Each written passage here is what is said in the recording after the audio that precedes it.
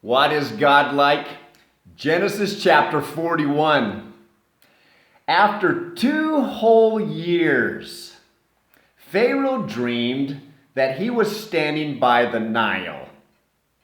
And behold, there came up out of the Nile 7 cows, attractive and plump, and they fed in the reed grass. And behold, 7 other cows, ugly and thin, came up out of the Nile after them, and stood by the other cows on the bank of the Nile. And the ugly, thin cows ate up the 7 attractive, plump cows, and Pharaoh awoke. And he fell asleep and dreamed a second time. And behold, 7 ears of grain, plump and good, were growing on one stalk. And behold, after them sprouted 7 ears, thin and blighted by the east wind. And the thin ears swallowed up the plump, full ears. And Pharaoh awoke, and behold, it was a dream. So in the morning his spirit was troubled, and he sent and called for all the magicians of Egypt and all its wise men. Pharaoh told them his dreams, but there was none who could interpret them to Pharaoh.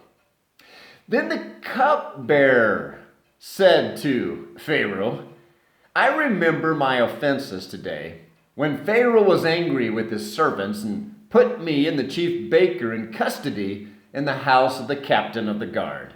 We dreamed on the same night, he and I, each having a dream with its own interpretation.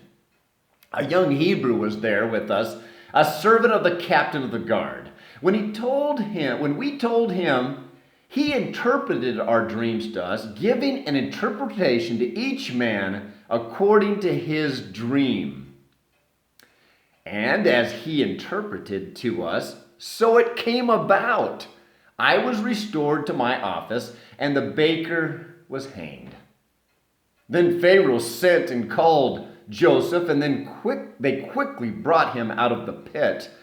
And when he had shaved himself and changed his clothes, he came in before Pharaoh. And Pharaoh said to Joseph, I have had a dream, and there is no one who can interpret it. I heard it said of you that when you hear a dream, you can interpret it. Joseph answered Pharaoh, it's not me. God will give Pharaoh a favorable answer. Then Pharaoh said to Joseph, behold, in my dream I was standing on the banks of the Nile. 7 cows, plump and attractive, came up out of the Nile and fed in the reed grass. 7 other cows came up after them, poor and very ugly and thin, such as I had never seen in all the land of Egypt. And the thin, ugly cows ate up the first 7 plump cows. But when they had eaten them, no one would have known that they had eaten them, for they were still as ugly as at the beginning. Then I awoke. I also saw in my dream 7 ears growing on one stalk, full and good. 7 ears, withered, thin, and blighted by the east wind, sprouted after them. And the thin ears swallowed up the 7 good ears.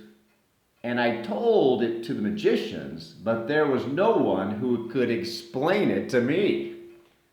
Well, then Joseph said to Pharaoh, the dreams of Pharaoh are one.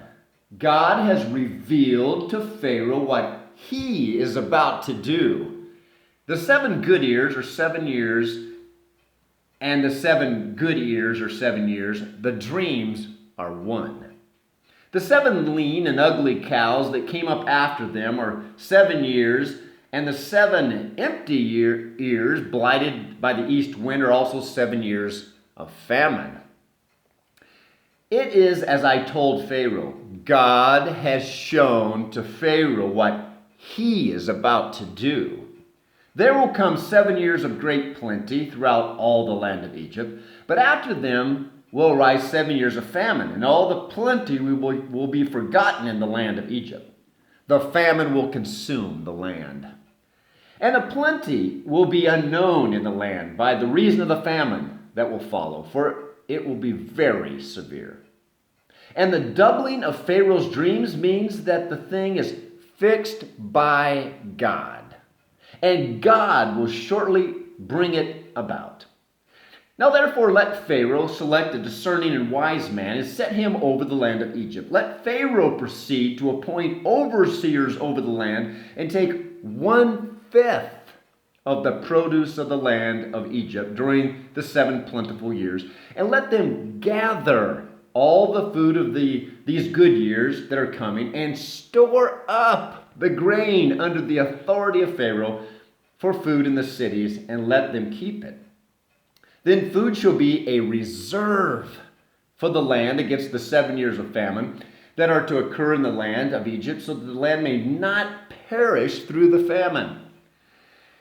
This proposal pleased Pharaoh and all his servants. And Pharaoh said to his servants, "Can we find a man like this in whom is the Spirit of God?" Then Pharaoh said to Joseph, "Since God has shown you all this, there is none so discerning and wise as you are. You shall be over my house, and all my people shall order themselves as you command. Only as regards the throne shall I be greater than you." And Pharaoh said to Joseph, "See, I have set you over all the land of Egypt."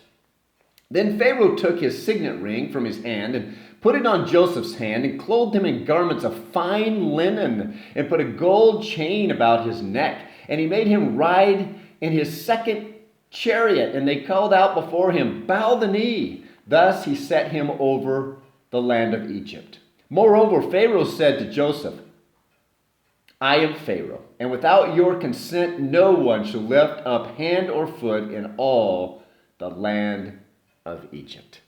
And Pharaoh called Joseph's name Zephnath-Paneah, and gave him in marriage Asenath, the daughter of Potiphera, priest of On. So Joseph went out over the land of Egypt. Joseph was 30 years old when he entered the service of Pharaoh, king of Egypt. And Joseph went out from the presence of Pharaoh and went through all the land of Egypt. During the 7 plentiful years, the earth produced abundantly, and he gathered up all the food of these 7 years, which occurred in the land of Egypt, and put the food in the cities. He put in every city the food from the fields around it. And Joseph stored up grain in great abundance, like the sand of the sea, until he ceased to measure it, for it could not be measured. Before the year of the famine came, 2 sons were born to Joseph. Asenath, the daughter of Potiphera, priest of On, bore them to him. Joseph called the name of the firstborn Manasseh, for he said, "God has made me forget all my hardship and all my father's house." The name of the second he called Ephraim, for God had made me fruitful in the land of my affliction. The 7 years of plenty that occurred in the land of Egypt came to an end, and the 7 years of famine began to come, as Joseph has said. There was famine in all the lands, but in all the land of Egypt there was bread.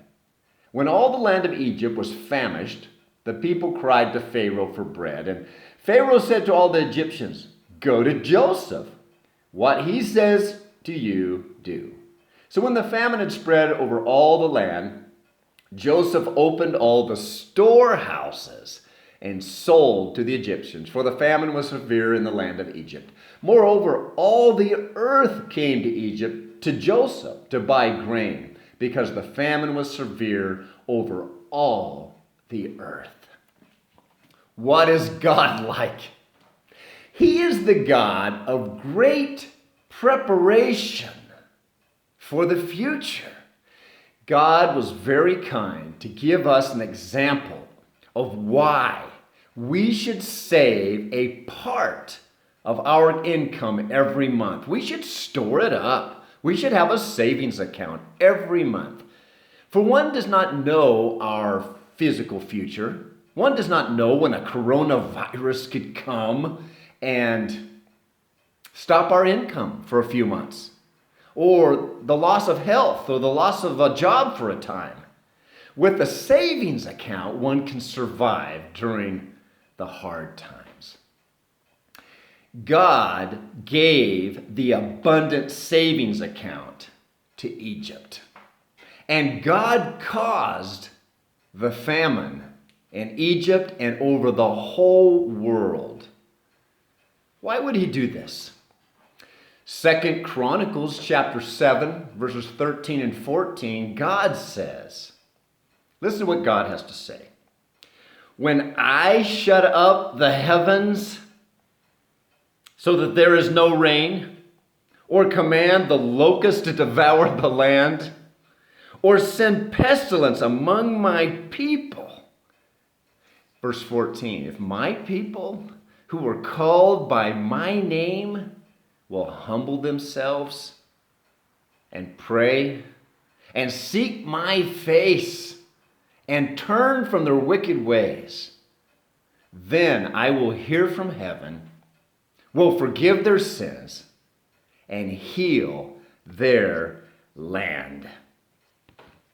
God was kind to his faithful and humble servant, Joseph. He put him in charge over Potiphar's house. He put him in charge over the prison. He put him in charge over the nation of Egypt. God gave Joseph a wife. He gave him 2 kids. He gave him a car. He gave him authority. He gave him his own house. He gave him abundance. And God's going to give him more in the near future to fulfill all of his dreams. Imagine a foreigner with a thick accent, a slave, a prisoner, now ruling over the most powerful nation on earth. God can do anything in your life if you will follow him.